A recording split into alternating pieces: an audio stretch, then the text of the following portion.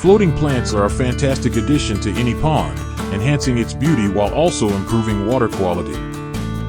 One of the most popular floating plants is water lettuce, known for its velvety, rosette-like leaves that gracefully float on the surface. It spreads quickly, creating a lush green cover that helps regulate water temperature and minimize algae growth. Another excellent option is water hyacinth, famous for its striking purple flowers and ability to filter out harmful toxins from the water.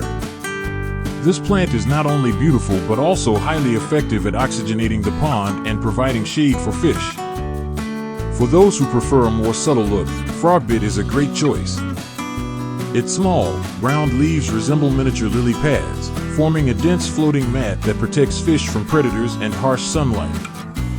If you're looking to add a touch of color, red root floater is a stunning option. With its delicate, reddish leaves that intensify in bright sunlight, this plant adds visual appeal while helping to maintain water quality.